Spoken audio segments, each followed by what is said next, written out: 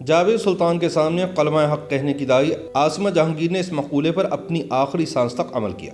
انہوں نے ملاؤں، فوج، ججز، سیاستدانوں اور ہر طاقتور کے سامنے کلمہ حق ادا کیا اور ہمیشہ پیچھے ہوئے طبقوں کا دفاع کیا۔ اپنے اس مشن کے دوران عاصمہ جہانگیر نے بے شمار دھمکیوں اور حملوں کا سامنا بھی کیا، لیکن وہ نہ تو گھبرائیں اور نہ ہی پیچھے ہٹی۔ 11 فروری سن 2018 کو کینسر کے ہاتھوں شکست کھا جانے والی عاصمہ جہانگیر اپنے پیچھے مزاحمت کی ایک ایسی شاندار روایت چھوڑ گئیں کہ جو آج بھی لوگوں کو آمریت، سماجی ناانصافی اور ظلم و بربریت کے خلاف آواز بلند کرنے اور جم کر لڑنے کا حوصلہ بخشتی ہے۔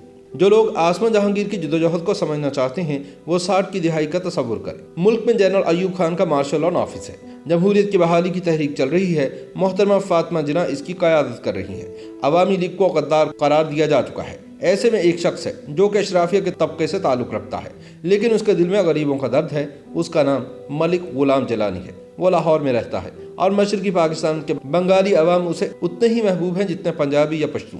وہ فوجی ایکشن میں بنگالیوں کے ساتھ ہونے والی ناانصافیوں پر آواز حق بلند کرتا ہے اور بنگالیوں کے جمہوری اور شہری حقوق کے لیے پلیک کارڈ اٹھا کر تنہا لاہور شہر کے ایک چوک میں جا کھڑا ہوتا ہے۔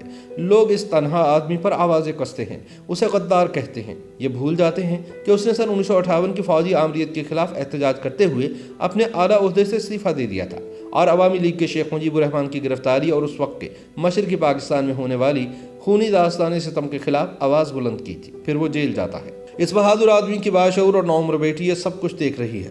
باپ نے اسے شہری آزادی اور جمہوری جدوجہد کا سبق گھر پر پڑھایا ہے۔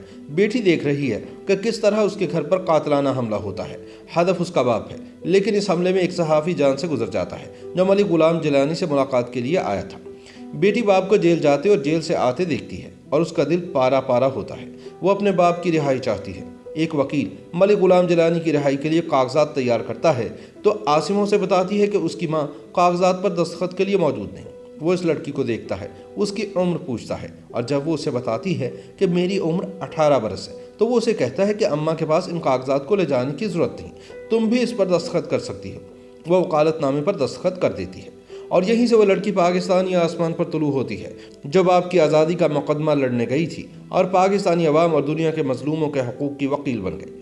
عاصمہ جیلانی کیس پاکستان کی تاریخ میں مارشل لاء جرنیلوں کے خلاف ایک مثال بن گیا۔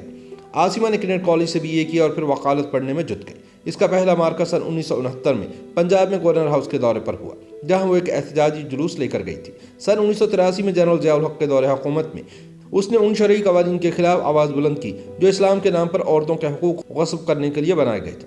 وہ کبھی گھر میں نظر بند کی گئی، کبھی جیل بھیجی گئی، لیکن وہ گھبرائی نہیں اور اس نے human rights commission of Pakistan کی بنیاد رکھی۔ اس کی بہن ہنا جیلانی نے اس ادارے کو بنانے میں اپنی بہن کا بھرپور ساتھ دیا۔ سر ہتھیلی پر رکھ کر عاصمہ، ہنا، آئی اے رحمان اور عزیز صدیقی وغیرہ نے پاکستان میں انسانی حقوق، عورتوں، بچوں اور کچلی ہوئی اقلیتوں کے حقوق کے لیے مسلسل جدوجہد کی۔ سر ہتھیلی پر رکھنا عاصمہ اور ہنا کے لیے محاورہ نہیں، حقیقت تھی۔ ایک نوجوان لڑکی سمیہ سرور جو ان کے ادارے میں پناہ لیے ہوئے تھی، وہ ہنا کی موجودگی میں اپنی ماں کے ہاتھوں قتل ہوئی اور اس کا گرم نوجوان لہو ہنا اور عاصمہ کے دفتر میں بہا۔ عاصمہ نے جمہوری جدوجہد کا سبق سن 1972 میں اپنے والد کے مقدمے کے دوران پڑھا۔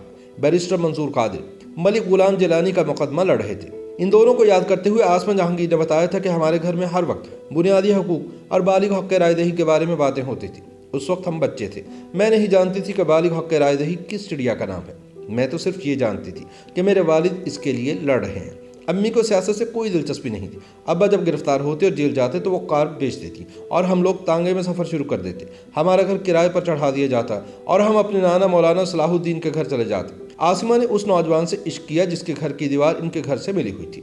عشق کامیاب ہوا اور وہ سسرال اور میکے کا لطف اکٹھے اٹھاتی رہی۔ 3 بچوں کی ماں بنی، لیکن عوام سے اور غریب طبقات سے ان کا رشتہ کبھی نہیں ٹوٹا۔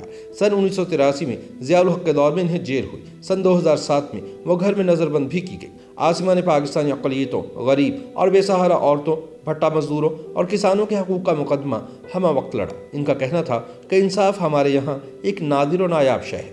انہوں نے ججز کی بحالی کی تحریک میں بڑھ چڑھ کر حصہ لیا، لیکن اپنے آخری دنوں میں عدلیہ کے غلامانہ کردار پر کٹتی بھی رہی۔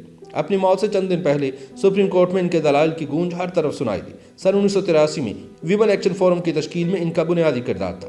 شہلا ضیاء، نگار احمد، روبینہ سہگل، نیلم حسین، فریدہ شہید، لالا رخ، نگہت سعید خان اور دوسری خواتین کے ساتھ مل کر आसमा जहांगीर ने जनरल ज़िया के बनाए हुए मुतनाज़ क़वानीन के खिलाफ जम कर लड़ाई की।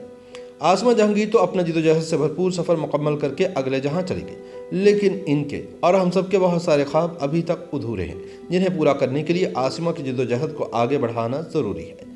इनके ये अल्फाज आज भी हमारे कानों में गूंजते हैं कि आपकी गोलियां ख़त्म हो जाएंगी, लेकिन हमारा ये सफ़र ख़त्म नहीं होगा। शायद आसिमा जैसे लोगों के लिए ही कहा गया है कि हम ना होंगे तो कोई हमसा होगा। YouTube पर गूगली न्यूज देखने के लिए youtube.com की सर्च बार में गूगली न्यूज टीवी टाइप करें। गूगली न्यूज के पेज पर सुर्ख रंग के सब्सक्रिप्शन वाले बटन पर क्लिक करना ना भूलिए। YouTube पेज पर अपलोड होने वाली वीडियोस से बाखबर रहने के लिए बेल आइकन पर क्लिक कीजिए। आपको हर नई वीडियो के बारे में नोटिफिकेशन मौसूल हो जाएगा।